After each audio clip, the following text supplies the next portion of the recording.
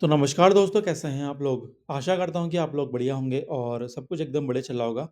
दोस्तों, अब सिर्फ 5 दिन बचे हैं बीईएल प्रोबेशनरी इंजीनियर एग्ज़ाम के लिए और अगर आप ये वीडियो देख रहे हो, तो समझ लीजिए आप बिल्कुल सही जगह पर हो। आज हम बात करेंगे उन लास्ट मिनट मिस्टेक्स के बारे में, जो मैक्सिमम कैंडिडेट्स एग्ज़ाम से पहले या एग्ज़ाम डे पर कर देते हैं और जो आपकी मेहनत को बेकार कर सकती है।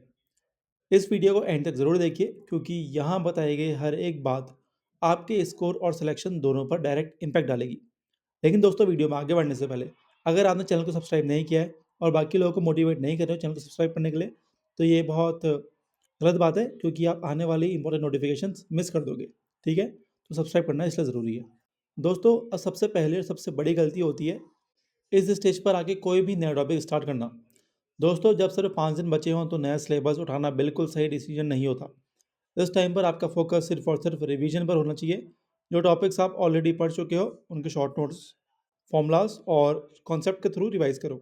बीईएल एग्ज़ाम टेक्निकल स्ट्रांग होता है, इसलिए बेसिक्स क्लियर करना बहुत ज़रूरी है।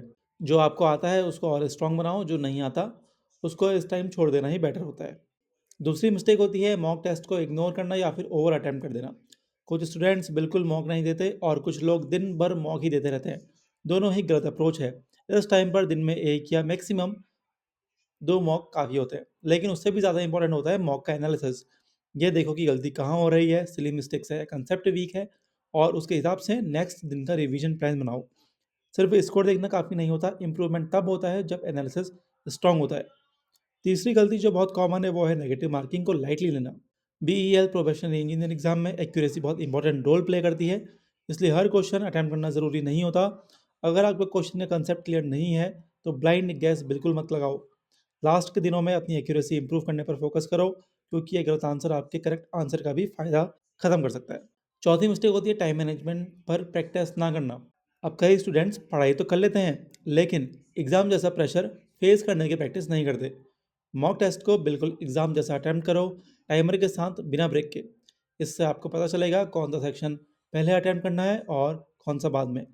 बीईएल एग्ज़ाम में टेक्निकल सेक्शन ज़्यादा वेटेज रखता है, इसलिए स्ट्रेटजी पहले से क्लियर होनी चाहिए। अब बात कर लेते हैं एक और डेंजरस मिस्टेक की, और वो है एग्ज़ाम से पहले पैनिक और स्ट्रेस लेना। दोस्तों, स्ट्रेस लेने से नॉलेज इंक्रीज़ नहीं होती, बल्कि जो पढ़ा होता है वो भी कन्फ्यूजन हो जाता है। ठीक है? तो लास्ट के 5 दिन अपने माइंड को काम रखना बहुत ज़रूरी है। प्रॉपर स्लीप लो, थोड़ा वॉक या लाइट एक्सरसाइज करो और पॉजिटिव माइंडसेट के साथ प्रिपरेशन कंटिन्यू रखो। याद रखो, कॉन्फिडेंस आधा पेपर क्लियर करवा देता है। एक और बड़ी गलती होती है एग्जाम इंस्ट्रक्शंस और डॉक्यूमेंट्स को इग्नोर करना।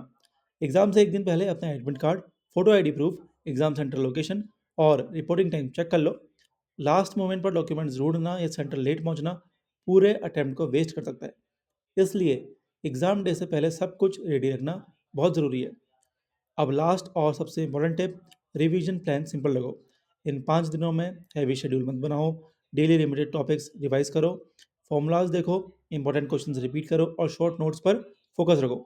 BEL professional engineer exam selection सिर्फ मेहनत से नहीं, स्मार्ट प्रिपरेशन से होती है। दोस्तों, आप यहाँ तक पहुँचे हो, इसका मतलब है आपने तैयारी की है। अब बस खुद पर भरोसा रखो, अननेसेसरी मिस्टेक से बचो और एग्जाम हॉल में काम और कॉन्फिडेंट रहो। अगर आपको ऐसी last minute strategy, government job updates और एग्ज़ाम रिलेटेड गाइडेंस चाहिए, तो चैनल को सब्सक्राइब करो, वीडियो को लाइक करो और अपने दोस्तों के साथ शेयर ज़रूर करो। All the very best, selection आपका वेट कर रहा है। मिलूंगा आपसे एक और शानदार और धमाकेदार वीडियो में। अभी लेता हूँ अलविदा, तब तक के लिए धन्यवाद।